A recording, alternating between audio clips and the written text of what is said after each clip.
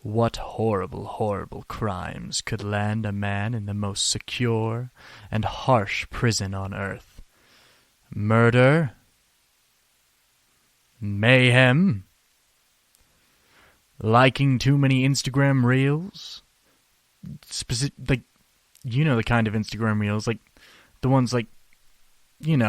Why are there so many people dying on Instagram reels? I don't understand, like every 2 seconds, oh my goodness. And while those things may be bad, there's some things that are worse. Nothing could be more terrible, more horrible, more hard to generally look at than the crimes of this man.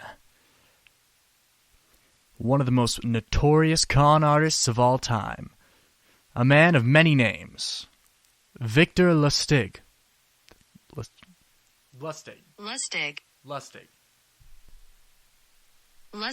A man of many names. Victor Lustig. The Count. Well, really only 3 names if you count his last name, but I don't know if you'll count his last 2 names. Like, dude, I'm a yapper. Okay. Where was I? Paris, 1925. Victor Lustig did something no man has ever done before, nor any woman has ever done before, because we don't discriminate, because we are very woke here, nor will no one ever do again. Pause for dramatic effect. He stole the Eiffel Tower. Okay, that's not actually what happened, but it's like crazy that I can say that sentence and it's not the most insane thing. It's insane. If you haven't heard of this guy, I would recommend looking him up on your own. He stole the Eiffel Tower, and that's gonna make sense in a little bit, but all you need to know is I'm not completely lying. I'm only fibbing a little bit for dramatic effect. It's like so crazy. It's so crazy. I'll pull up an article from the Smithsonian. We'll read it together. We'll experience this together. Oh my goodness. Okay, here we go. Story time. The air was as crisp as a $100 bill. On April 27th, 1936, a southwesterly breeze filled the sun-bright white sails of the Pleasure... Dude, what? Good heavens, what is this, Yap City? Yap Town? Yappersville? No, forget the article. It just has... I'll just summarize. So the story kind of goes like this. This guy, Victor, we're just going to call him the Count because he liked to call himself the Count. France was going through some hard financial times, and Victor thought it was best of time as any to try this plan he's been working on in his brain for the last little bit, and that's to sell the Eiffel Tower. But he wasn't gonna sell it just normal style. You can't do that. You know, I think there's laws in place to selling a part of the city. So he started to bid it off to the highest bidder, posing as a count from France. Like royalty. In 1925. That's not a thing. Okay, so I just looked it up and found out that was a wrong thing that I just said. Counts and dukes and earls, they still exist to this day. Did you guys know that the Fort Harriman science teacher is a lady? That's insane. Anyway, he was posing as royalty and saying that he was selling off the Eiffel Tower to the highest bidder. So he got a bunch of numbskulls, a bunch of silly little goofballs to all bet on this Eiffel Tower, to all place their claim, kind of like an auction. And he went after somebody who he thought was not the richest, not the highest bidder, who he thought was an idiot, a complete dunce, someone he could pull the covers over so easily. And he kind of did, because this person kind of walked into his hands. And how he walked into Victor's hand is he bribed him to choose his ballot over everybody else's, but he paid more with the bribe than he would have paid with the actual ballot for the Eiffel Tower. So Victor just walked away halfway through the plan. And the funniest thing about the whole first half of this story is that the person who got conned won't admit it to this day. Granted, they're probably dead to this day, but they didn't admit it when they were alive. Because imagine...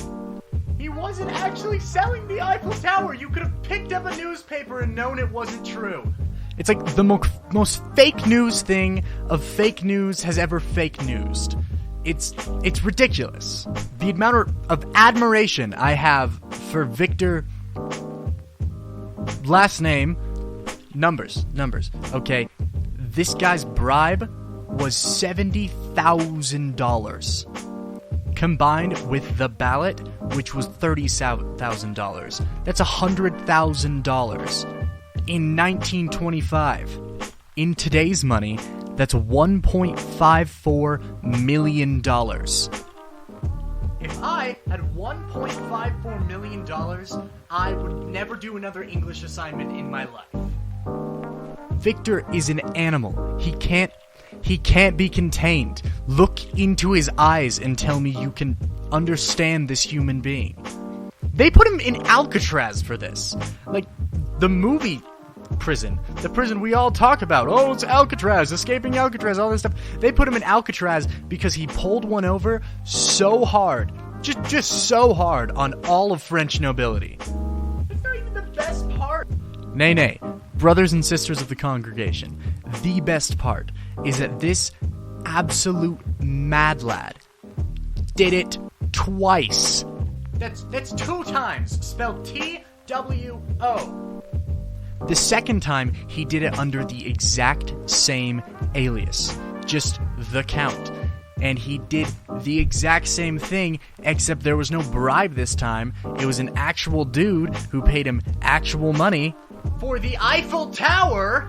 And this time, he sold it for $90,000, and that was just the ballot. There was no bribe this time. $90,000. Okay, and it's a few years later. It's actually 1927 now. It's 2 years later. And you ready for this? This is less, like, relevant to the story and more cool how inflation works, because it's $1.59 million in today's money, which is just more than $100,000 was worth 2 years prior. This second guy, though, that he sold the Eiffel Tower to, actually sent men to go and start taking it down. And they started taking it down. They started to tear down the Eiffel Tower, and then the city of Paris just walked up and was just like, hey, what are you doing? We need that. You can't be the Eiffel Tower without the Eiffel Tower. Yeah, no, sorry. No, yeah, it's something for, like, school.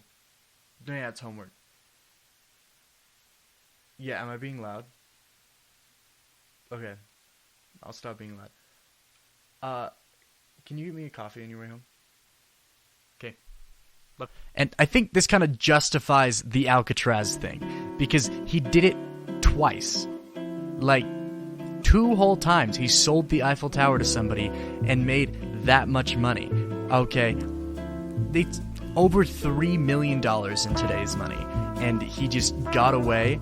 Well, he didn't get away. They put him in Alcatraz. I don't know, maybe it's not, like, admirable that he did that. Probably because it's a crime. It's probably not good to look up to criminals. But what can we do? I guess if we learn anything from Victor Lustig, it's that you can pull any trick on anybody you want to if they are rich enough. And I don't know about anything else.